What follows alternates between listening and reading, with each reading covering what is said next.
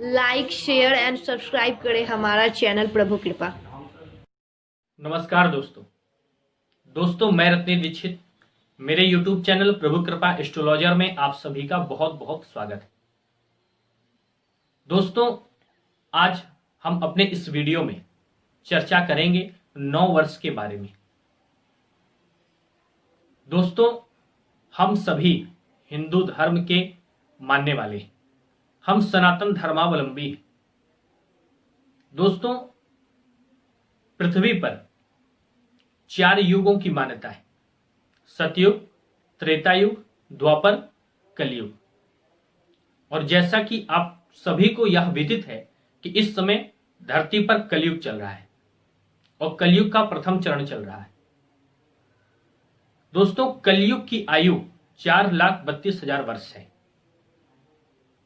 उस हिसाब से और एक युग में 4 चरण होते हैं, तो कलयुग में 4 चरण होंगे और प्रथम चरण चल रहा है जिसमें 1,08,000 वर्ष का पहला चरण होगा।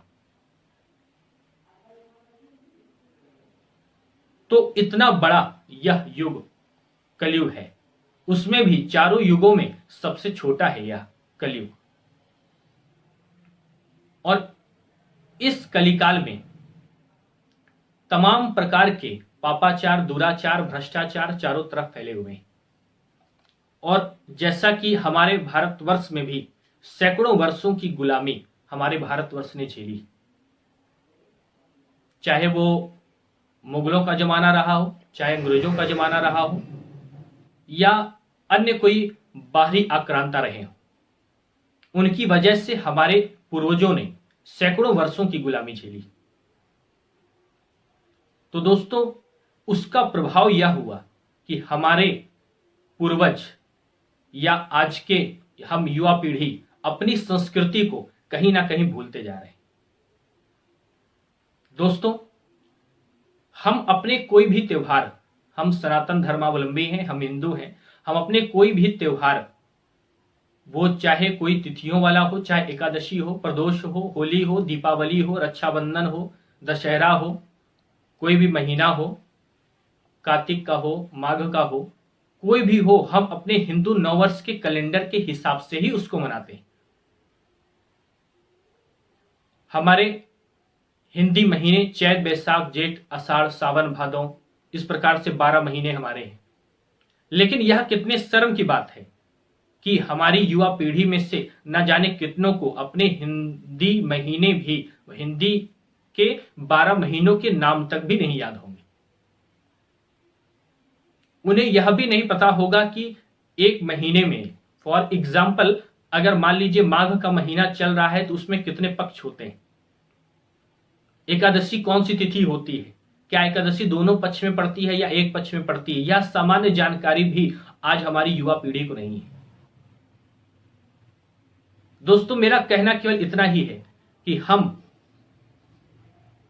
9 वर्ष 1 जनवरी को मनाते हैं, परंतु हमारा हिंदू 9 वर्ष चैत नवरात्रि से लगता है। दोस्तों हम अपने सारे त्योहार उसी के हिसाब से, हिंदू 9 वर्ष कैलेंडर के हिसाब से ही मनाते हैं। यह बात सही है कि हमारी संस्कृति हमेशा दूसरे की संस्कृति को अपने में मिलाती रही है। हम सदैव दूसरों को सम्मान देते रहे हैं, दूसरों की संस्कृतियों को अपने में मिलाते रहे हैं, परंतु यह भी हमारी बहुत बड़ी भूल है कि हम अपनी संस्कृति को उसमें भूलते जा रहे हैं। दोस्तों हम 1 जनवरी को 9 वर्ष मनाएं, परंतु यह हम याद रखें, यह हम ध्यान रखें कि यह हमारी संस्कृति का हिस्सा नहीं है। क्या हम हिंदू 9 वर्ष मनाते हैं? क्या हम चैत नवरात्रि में जब हमारा 9 वर्ष लगता है, क्या हम उसका उल्लास मनाते हैं?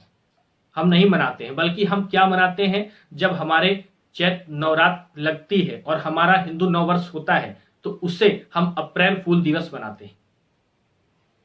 क्या यह शर्म की बात नहीं है? दोस्तों बहुत ही चालाकी के साथ हमारे हिंदू 9 वर्ष को अप्रैल फूल दिवस का नाम दे दिया गया है और हम सभी सनातन धर्मावलंबी भी अप्रैल फूल दिवस कह करके उस समय का, जिसमें प्रकृति भी नई चादर ओढ़ लेती है, उस समय का हम स्वयं ही मजाक उड़ाते हैं। और 1 जनवरी जिसमें ना कोई प्रकृति में उल्लास होता है, ना कहीं पर कोई प्राकृतिक छटा दिखती है, उसका हम उल्लास मनाते हैं, वो भी रात्रि के 12 बजे। दोस्तों, हमारा हिंदू नववर्ष कितना पावन होता है जब देवियों की, नारी की पूजा के साथ, नवरात्रि की पूजा के साथ हम अपने नववर्ष की शुरुआत करते हैं। दोस्तों, यह एक संदेश होता है कि नारी का क्या स्थान होता है। वह हमें यह मैसेज देता है दोस्तों, क्या नारी के बिना किसी का भी अस्तित्व इस धरती पर संभव है। हमारा हिंदू नववर्ष हमको यह संस्कृति का मैसेज देता है।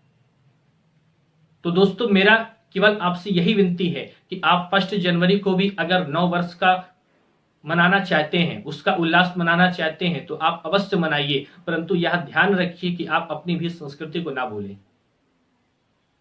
और दोस्तों, एक विनती और है, जरा इस बात पर सोचिएगा कि हम चंदन लगाते हैं, क्या सब कोई चंदन लगाना स्वीकार करता है?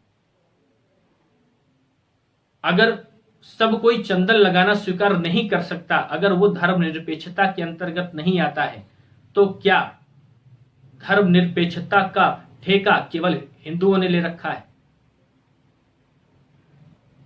सो दोस्तों, मेरी आपसे केवल यही विनती है कि आप दूसरे की संस्कृति का सम्मान अवश्य करें, मुझे कोई आपत्ति नहीं है, परंतु आप अपनी संस्कृति को भी ना भूलें।